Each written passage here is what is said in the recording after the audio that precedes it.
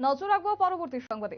স্বামীর হাতেই খুন স্ত্রী, ঘটনা ঘটেছে উদয়পুর ধ্বজনগর টিলা এলাকায়। তবে এই ঘটনার নেপথ্যে কি রহস্য রয়েছে, কেনই বা এই নেক্কারজনক ঘটনা সংঘটিত করলো স্বামী, সেই প্রশ্ন এবার ঘুরপাক খাচ্ছে বিভিন্ন মহলে। তবে যাই হোক, এই ঘটনার তদন্তে ইতিমধ্যেই নেমেছে গোমতী জেলার পুলিশ সুপার থেকে শুরু করে মহকুমা পুলিশ আধিকারিক, রাধাকিশোরপুর থানার পুলিশ সহ অনেকে। এবং এই ক্ষেত্রে বলা যায়, ঘটনার বিবরণে জানা গেছে আশিস দে বয়স ৪৫ বছর, তার স্ত্রী নমিতা দে বয়স ৩৬ বছর বয়সী মহিলাকে অনেকদিন ধরেই সন্দেহ করছিল তার স্বামী।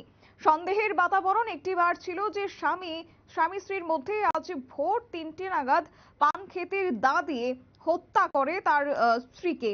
তাদের বিয়ে হয়েছিল প্রায় ১৯ বছর আগে রাধানগর রাঙামোড়া এলাকা থেকে। ২ ছেলে এবং এক মেয়ে রয়েছে বর্তমানে। তবে সন্তানরা যখন ঘুমিয়েছিল ঠিক সেই সময়ে ধারালো অস্ত্র দিয়ে হত্যা করে শ্রী নমিতাকে। এবং পরবর্তী সময়ে পুলিশ ঘটনার খবর পেয়ে ঘটনাস্থলে ছুটে যায় এবং নমিতাদের স্বামী আশিস থেকে আটক করে রাধাকিশোরপুর থানায় নিয়ে আসে পুলিশ। গোটা ঘটনাকে ঘিরে কি বলছেন তারা, শুনুন।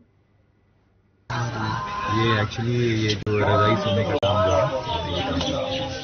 कैसे मारा इसको?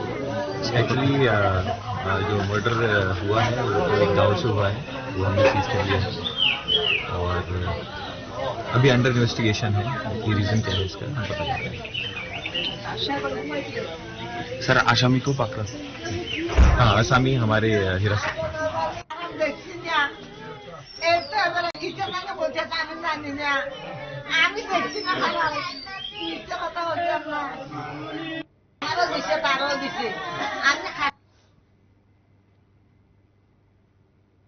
আপনারা শুনলেন তাদের বক্তব্য। তবে এই ক্ষেত্রে বলা যায় স্বামী আশিসকে ইতিমধ্যে গ্রেপ্তার করেছে পুলিশ। তবে এক্ষেত্রে সন্দেহের বশে ছেলেমেয়েরা যখন ঘুমোচ্ছিল তখনই আশিস সোমবার আনুমানিক ভোর ৩টে নাগাদ ঘুম থেকে উঠে স্ত্রীকে পান কাটার দা দিয়ে কুপিয়ে হত্যা করে বলে অভিযোগ। পরিবারের সদস্যরাই প্রথমে বিষয়টি আজ করতে পারে এবং চিৎকার চেঁচামেচি শুরু করে। হইচই শুনেই প্রতিবেশীরা ছুটে আসে এবং খবর যায় রাধাকিশোরপুর থানায়। তড়িঘড়ি ছুটে আসেন পশ্চিম জেলার পুলিশ সুপার সহ মহকুমা পুলিশ আধিকারিক এবং রাধাকিশোরপুর থানার পুলিশ স্ত্রীর হত্যার অভিযোগে স্বামী আশিস থেকে গ্রেপ্তার করেছে এবং খুনে ব্যবহৃত দাঁতি পুলিশ উদ্ধার করেছে বলে জানালেন পুলিশ সুপার নমিত পাঠক। নিয়ে নিচ্ছে ছোট্ট একটি বিজ্ঞাপন বিরতির, সঙ্গে থাকুন।